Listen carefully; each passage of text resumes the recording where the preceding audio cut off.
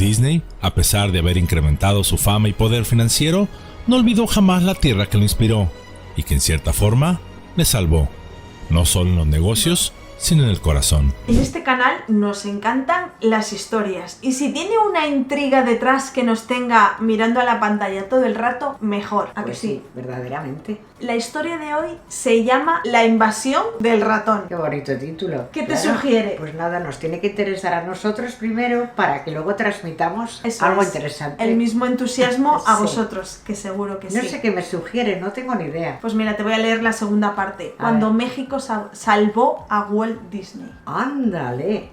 Walt Disney. Hasta aquí hemos llegado. Vamos a ver el vídeo. ¿De ahí lo del ratón? De ahí lo del ratón, de la Claro. invasión del ratón. Vale, vale. Vamos a ver el vídeo y entre todos lo comentamos. ¡Adelante! Adelante. En sus 200 años de historia, México ha enfrentado distintas intervenciones. España, Francia, Estados Unidos son algunos de los países que han intentado sojuzgar a México. Cada una de estas intervenciones tuvieron diferentes motivos, aunque siempre giraron en torno a intereses económicos y territoriales. Pero no todas las invasiones han sido militares, ni tampoco tan perjudiciales. Algunas de estas podría decirse que incluso fueron bienvenidas por toda la población con los brazos abiertos, y además dejaron un recuerdo positivo en la historia nacional. Hoy deseo platicarles de una de estas invasiones, quizá la más alegre de todas. Es por eso que Yolocamotes tiene el placer de traerles el día de hoy la invasión del ratón. Anda. México salvó a Walt Disney.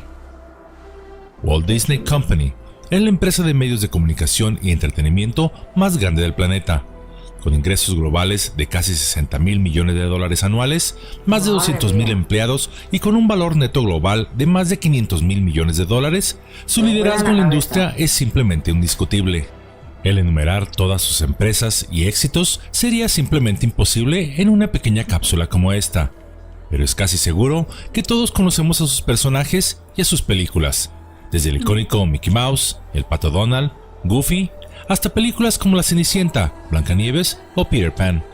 O más recientemente, películas como Toy Story, Buscando a Nemo, El Rey León o Frozen, seguido de un larguísimo etcétera. Pero a pesar del rotundo éxito de la empresa, esto no siempre fue así, e incluso estuvo a punto de quebrar en algún momento. En vísperas de que los Estados Unidos ingresara a la Segunda Guerra Mundial en 1940, su fundador, y de quien toma su nombre, Walt Disney, se encontraba en una crisis muy importante. Su empresa enfrentaba una huelga de más del 50% de sus trabajadores, quienes pedían mejoras salariales y la conformación de un sindicato. Además, la compañía tenía una deuda en aquel entonces que ascendía a $4.5 millones, o más o menos unos $100 millones del día de hoy. Esto debido a la falta de ingresos de otros países por motivos de la guerra, así como algunos fracasos comerciales. Disney además enfrentaba serios problemas con sus colaboradores más cercanos, quienes no estaban de acuerdo en el rumbo que la compañía estaba tomando, incluso llegando a los golpes en estos desacuerdos. Walt quería hacer películas, pero no tenía el dinero, e incluso consideró declararse en bancarrota. Además, Disney comenzó a dudar de sí mismo, y de si sus películas tendrían el mismo éxito que en épocas pasadas.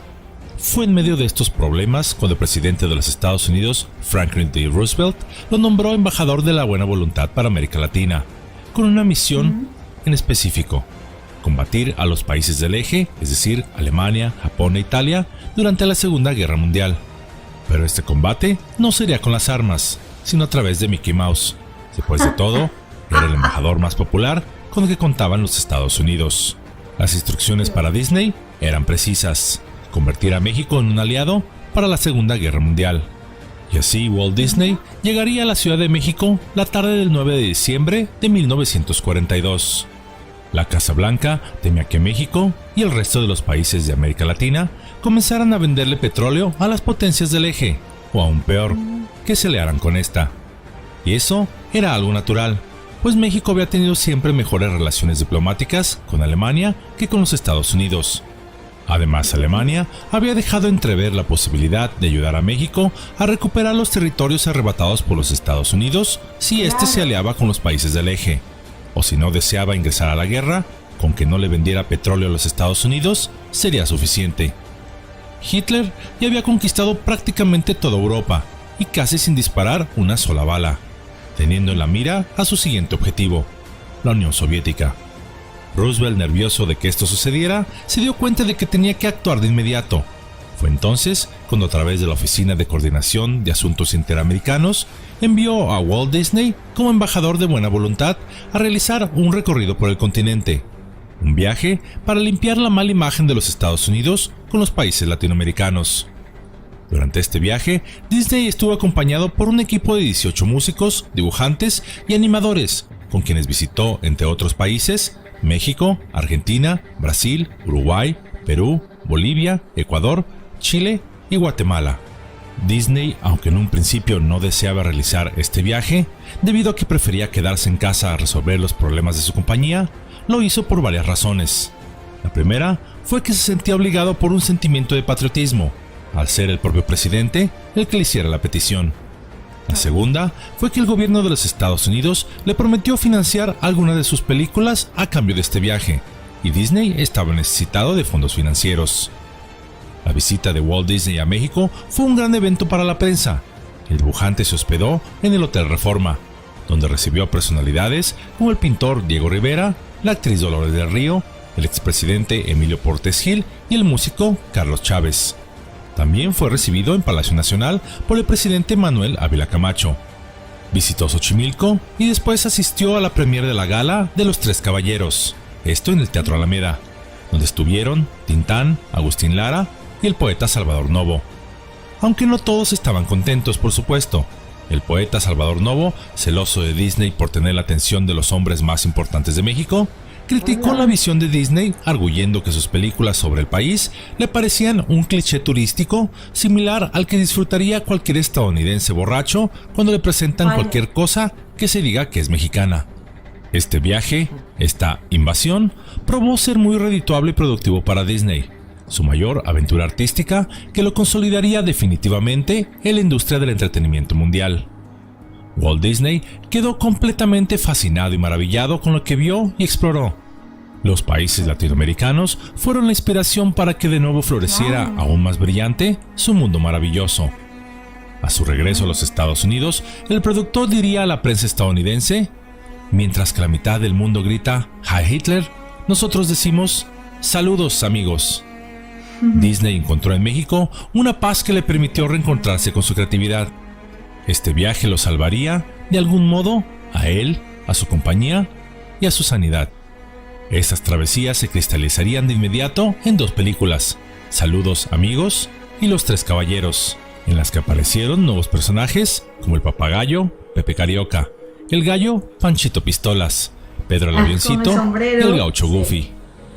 Pero esta travesía también sería inspiración a la postre para otras películas que hoy son clásicos, como Alicia en el País de las Maravillas, La Cenicienta y Peter Pan. Es que imagínate, Sí. viene de Estados Unidos, de un país que está en guerra, que está oscuro, ¿no?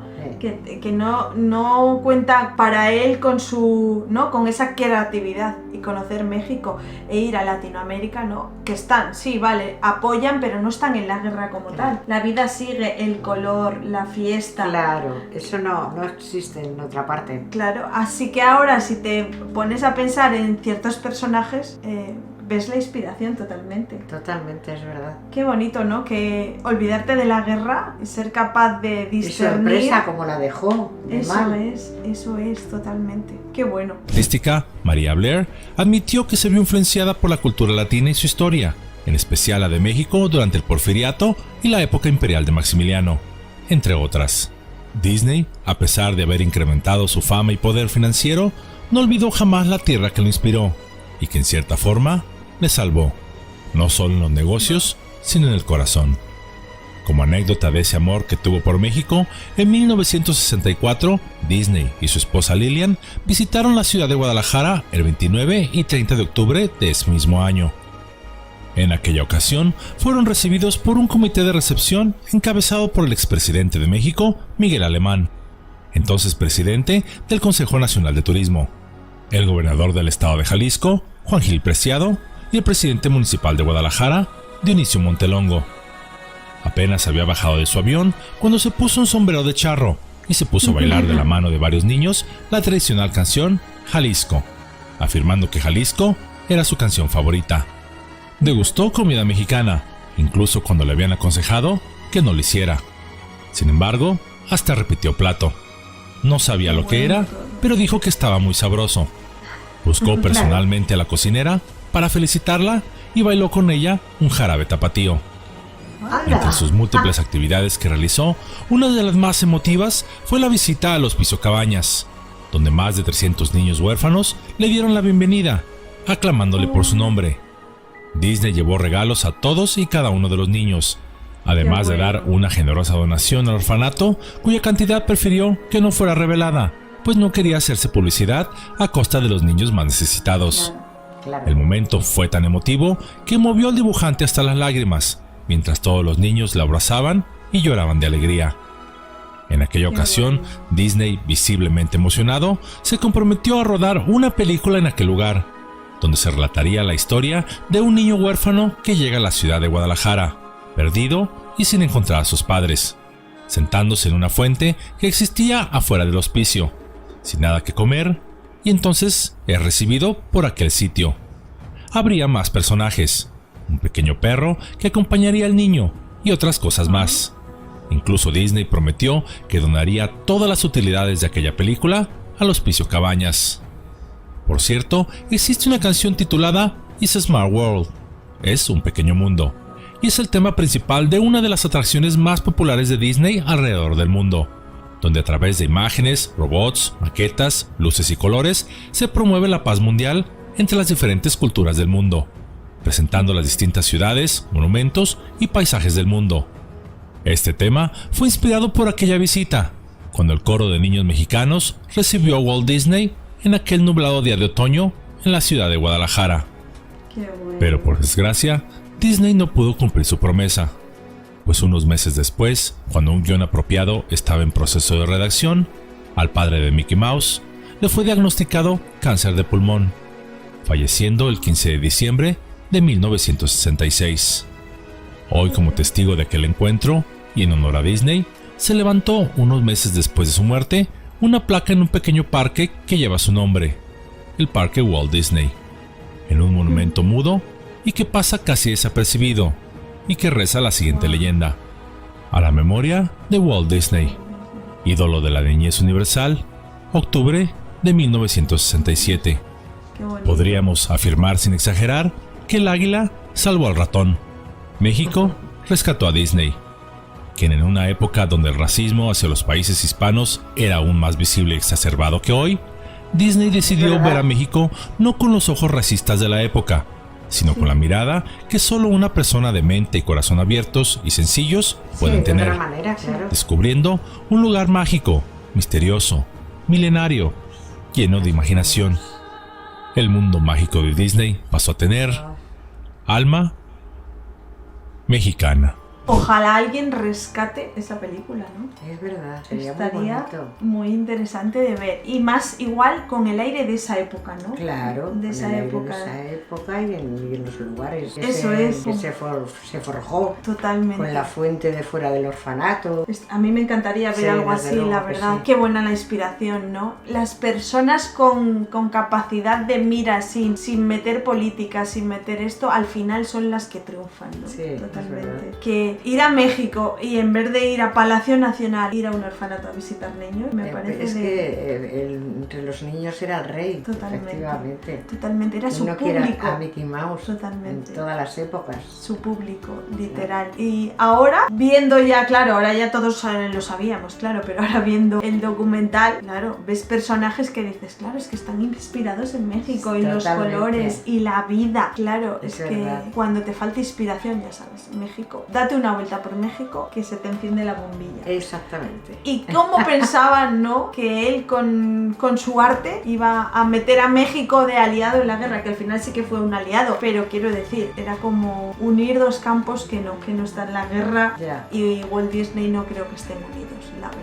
Gran historia, nos Sí, ha encantado La verdad que sí. conocerla. Nada más, desearos que paséis excelente día y nos vemos mañana en un vídeo nuevo. ¡Adiós, familia! Adiós, papirrines. Sin hacheros. Sin hacheros.